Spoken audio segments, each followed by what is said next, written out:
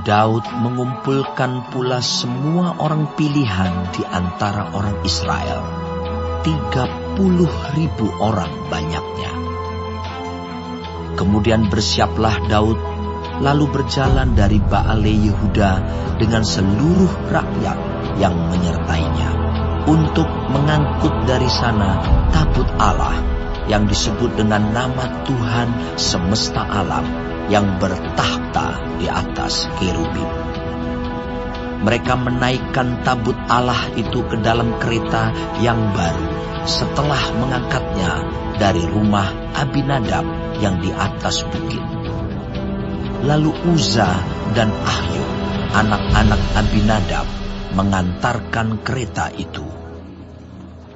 Uza berjalan di samping tabut Allah itu, sedang Ahyo berjalan di depan tabut itu. Daud dan seluruh kaum Israel menari-nari di hadapan Tuhan dengan sekuat tenaga, diiringi nyanyian, kecapi, gambus, rebana, kelentuk, dan ceracap. Ketika mereka sampai ke tempat pengirikan Nakon, maka Uza mengulurkan tangannya kepada tabut Allah itu, lalu memegangnya, karena lembu-lembu itu tergelincir. Maka bangkitlah murka Tuhan terhadap Uza. Lalu Allah membunuh dia di sana karena keteledorannya itu. Ia mati di sana dekat tabut Allah itu. Daud menjadi marah karena Tuhan telah menyambar Uza demikian hebatnya. Maka tempat itu disebut orang Peres Uza sampai sekarang. Pada waktu itu Daud menjadi takut kepada Tuhan, lalu katanya, "Bagaimana tabut Tuhan itu dapat sampai kepadaku?" Sebab itu Daud tidak mau memindahkan tabut Tuhan itu ke tempatnya, ke kota Daud. Tetapi Daud menyimpang dan membawanya ke rumah Obed-Edom, orang Gad itu. 3 bulan lamanya tabut Tuhan itu tinggal di rumah Obed-Edom, orang Gad itu. Dan Tuhan memberkati Obed-Edom dan seisi rumahnya.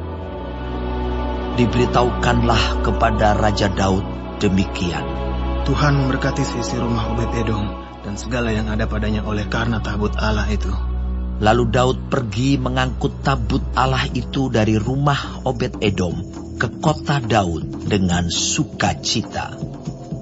Apabila pengangkat-pengangkat tabut Tuhan itu melangkah maju 6 langkah, maka ia mengorbankan seekor lembu dan seekor anak lembu gemukan.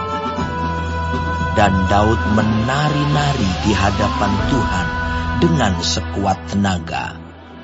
Ia berbaju efod dari kain lenan. Daud dan seluruh orang Israel mengangkut tabut Tuhan itu dengan diiringi sorak dan bunyi sangkakala.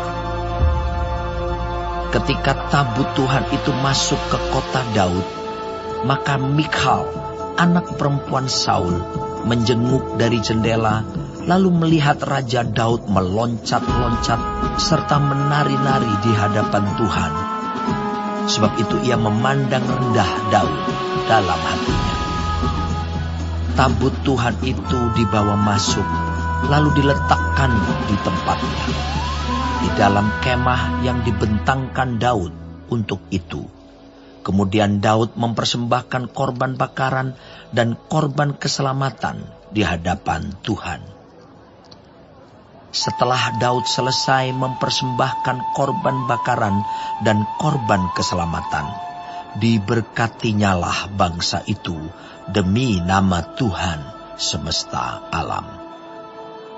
Lalu dibagikannya kepada seluruh bangsa itu, kepada seluruh halayak ramai Israel, baik laki-laki maupun perempuan, kepada masing-masing seketul roti bundar, sekerap daging, dan sepotong kue kismis.